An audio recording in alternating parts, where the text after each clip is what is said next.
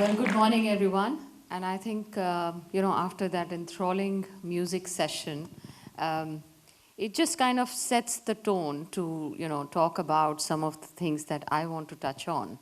And today, really, I'm here not to talk as, Chief Human Resources Officer for City, but more as a woman, as a daughter, as a mother, as a wife, and yes, of course, as an employee.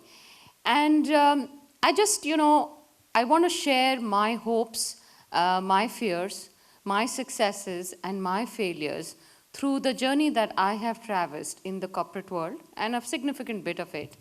And what I've realized is that, the climb is different, even though the destination for a lot of us is the same. And as I undertook this climb, I also realized that, after a point of time, it's all about what I want. And I very often is gender neutral. In spite of all the debates today about, gender, diversity, number of women at workforce, I think there are issues, there are factors that we have to deal with. But I think in this chaotic world, it all becomes a factor of choices. And choices are what define us finally. And I think a conviction to pursue them leads us on the path. And it's our own self-conviction or the courage which keeps us going. So for me, it's always been about the clarity and about the convictions and the courage at various points of time that I traversed my journey in my life. So I come from a small town, as she just said, which is Rishikesh. How many of you have gone there? Oh, well, that's great, because, 20 years back when I asked this question, especially when I was getting interviewed, they probably hadn't heard about it, but I think with the rafting and the religious stuff and all that happening, a lot of people have been there recently. So, I was there, I was born in Dehradun, and my parents were posted in Rishikesh. They were doing a government job, and I grew there. And as I grew up as a girl child, we were two sisters, and, I was the older one. My mother would often tell me that you can have some of it all the time, and all of it some of the time, but not all of it all the time. And I grew up with, a notion of challenging that. And that's when a bit of a rebel in me started to fan out. And every time I used to debate with my mother, and I debate a lot, as my husband would tell you, but every time I would debate with my mother, she would tell me a story about herself, which I wish to share with the audience today. She comes from a lower middle class family in Lucknow. She was two sisters and one brother. She grew up in a world where women don't need to work, women get married, they look after families. I'm talking about 50s and 60s. So her two sisters and herself went to a Hindi medium school, and her brother went to an English medium school. When she passed out of school, she was very ambitious and aspirational, and she applied for a medical exam, and voila, she made it as well. And she went for her first lecture to her medical school in Lucknow, and she came back home and she burst out crying with her father. And when asked why she was so broken out, she said that the whole lecture was in English, and she doesn't understand English. And so she started her journey, challenging some of those norms. She self-taught herself English. She did pass her MBBS, and she did do her MD. But she always felt that she was treated a bit differently. And at some level, we used to have very healthy debates about growing up in this way. When I was born, as I said, we were two sisters. Very often I would hear comments like, oh, you've got two daughters, so you kind of have to fend for them. Fend for them means get them married. You got to figure it out, how you're going to manage, this bringing up two daughters and getting them married off. And very often I would hear her say, my daughters will be like my son. And again, the rebel in me would challenge it and saying, why do I have to be like a son? Why can't I just be a daughter and do what a son would do? Why do I have to be perceived differently? I didn't understand that very well because I was very young. My parents were very progressive, and like any other, Indian family, they put a huge premium on education. They sent us to one of the best public schools. And we grew up comfortably. I wouldn't say luxuriously, but comfortably. We were very conscious that we went to a great school, but, the fees of the great school was exorbitant. And my parents, kind of put their savings together to make sure both their daughters were well educated. I passed out of school, pure sciences, so I had to make choices about, what career am I going to pursue.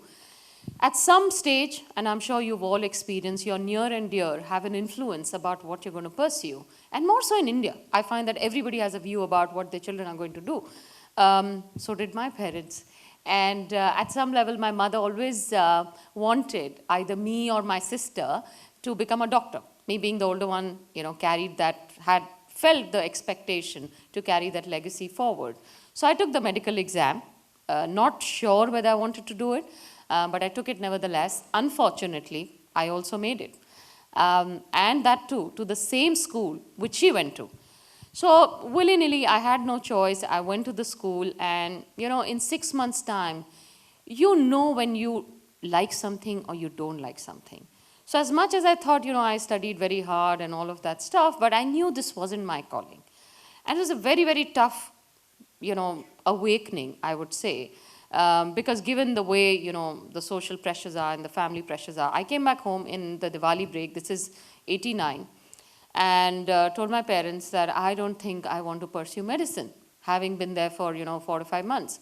My mother was visibly shocked and perturbed. My father was not sure if he was, sure about what I was saying.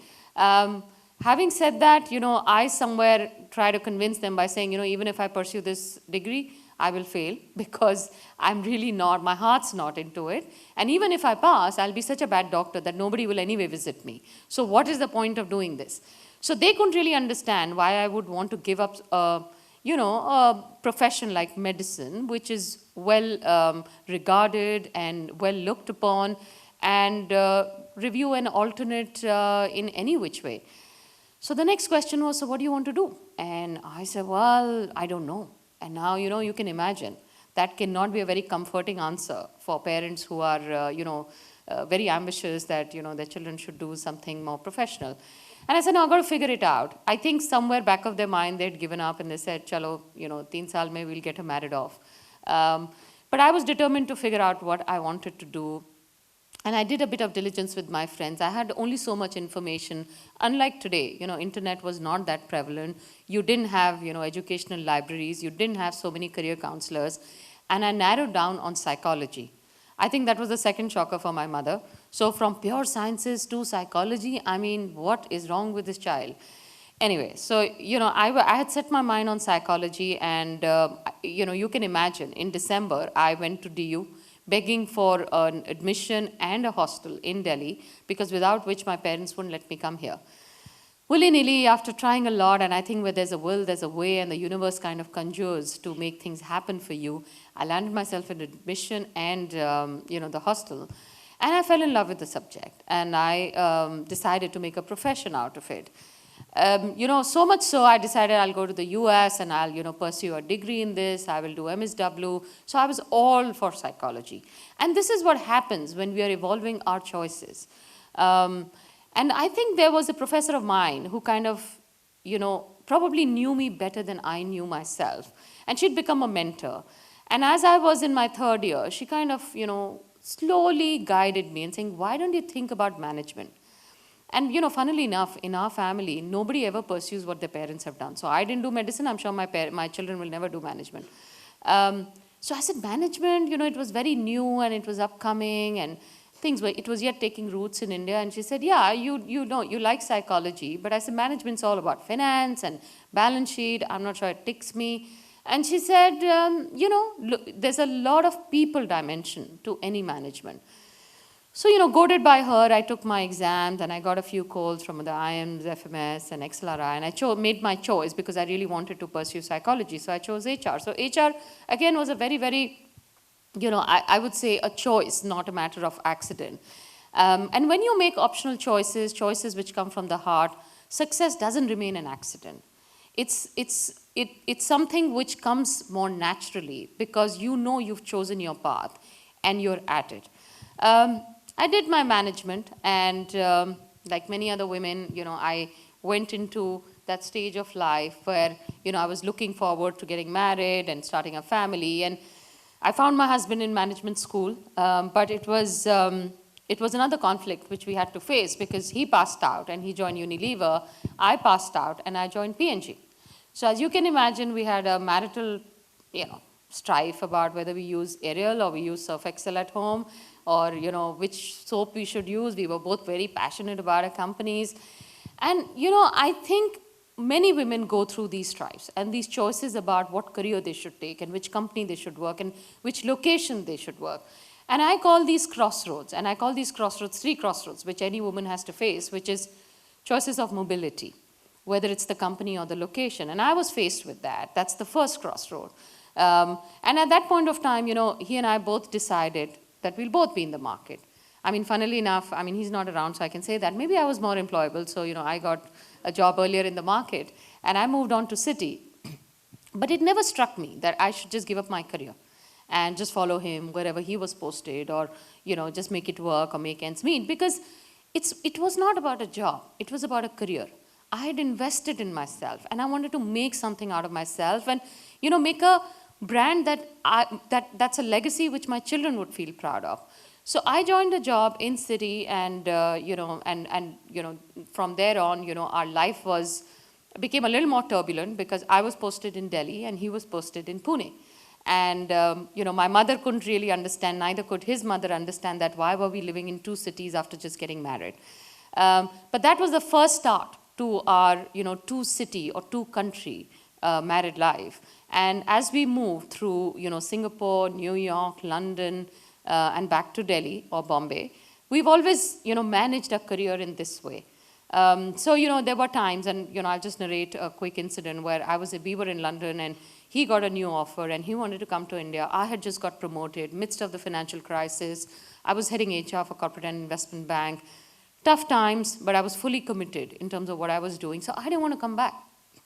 And in due course, we've had 2 children as well, who also had a viewpoint about where we needed to be. So we decided again to have 2 homes. He returned to India and I was in London. And then after a period of time, we also sent children to India because we wanted them to experience India. And every 2 weeks, I was ping-ponging between Delhi and London. It was tough and it wasn't easy, but I think to do something like that and make this mobility work, you've got to be passionate about what you want. This is not about, just a job. This is about how you drive your own passion. So that was my first crossroad, and it's a crossroad which I had to face many a times. But even today, my job is in Mumbai, my home is Delhi or Gurgaon, and I travel Delhi-Bombay every week. And a lot of people look at me and saying, how do you do it? It's been 3 years, I haven't been fired, so hopefully I'm getting something right. I just think it's become a way of life. And I think our children are grown up fine. I think, by God's grace, they're doing well in school. So it all works out if you want to make it work. The second crossroad, which is typically faced by most career women, is marriage, where the social norms are really at play. Very often, especially in Indian society or South Asian society, marriage is a crossroad where women are forced to make choices whether they want to be a homemaker or they want to pursue career. And it doesn't have to be black and white. But I think that's what, over a period of time, the evolution and the society has kind of enforced on different genders. I don't think men have it easier as well, but I think they have to make different choices under different circumstances. But there's some very fundamental choices women are faced with. Even today in my career and in the job that I do, I often have women come and ask me saying, I'm getting married, so I want a lighter job. And I don't understand what's a lighter job. Because in the corporate world, either you're there or you're not there. And it's not about a lighter job. You can say, I want a job which is more flexible, but you've got to give your 100% to whatever you're doing as like somebody else. But that's a crossroad a lot of women faced, and so did we when we got married, and I've kind of given some examples of that. And the third M, so mobility, marriage, and maternity, which is typically where we see at least 46 to 50% of the women attriting in the workplace, because it's the toughest crossroad to make a choice. A lot of women can live with the fact that I'm a bad daughter or I'm a bad wife, but if somebody tells you you're a bad mother, that hurts. Because you know what, you don't want to be a bad mother. But I think somewhere, the social norms are so prescriptive about, what a new mother should do, that they kill themselves with guilt. about not looking after their young ones. And I've been through that experience as well. I have 2 children, and I remember that when I had my first one, the general thought was, oh, she'll need a lighter job or she'll need a flexi job. So when I got back to work, I was put on projects. And, I kind of went along with it for a few months, and then I kind of said, okay, well, I need to have a serious chat, because I'm really serious about my career, and I don't leave a 3-month behind to do projects. And if you don't have anything decent for me, I'll probably go find myself something else. And voila, things changed after that. But a lot of women actually are trite at this level, and it's a huge drain on the talent pipeline that we have in the organization. I think a lot of organizations are stepping to it. The funny part is, when I compare it to the West, India actually has decent support systems. You have your extended family, you have a maid network. I know they're not the best, but you have them nevertheless. You do have enough support structure. But I think it's the social view, the social norms, how the world around you works is what sucks you out of it. Very often I felt alienated because, if I look at my children's school, a lot of activities or meetings were planned assuming mothers are at home. When I'm and at home, a lot of things which the kids carry are assuming mothers are at home, which may not be the case. So I think world around you doesn't work in a way that, it kind of favors how the working women work. So I think those 3 crossroads are important, and those 3 crossroads force us to make choices in a way that sometimes are enablers and sometimes are derailers. I think, as a lot of you transcend the career path, both men and women, when you reach the leadership path, it does become a gender agnostic path. I genuinely believe that my husband doesn't have it easier than I do. And very often when you're at a leadership level, it really boils down to the individual and how far they want to pursue and how rigorously they want to pursue their path. Very often as a woman, when I have tried to climb the ladder, behaviors which were associated with successful men, which is, lead from the front, be assertive, and be forthright, are associated negatively with a woman. And, sometimes a very ambitious woman can actually be left out from both the camps, be it women camp, which is supposed to be very nurturing, or a man's camp, which is supposed to be more assertive and driven. So where do career women belong? So it's not an easy path, but, as I say, choices define us. And I think every accomplishment starts with a decision to try. So if you have the will to try and go on, I think the growth will follow. I mean, life generally is about constant change. Growth is optional, so I would say choose wisely. Thank you very much.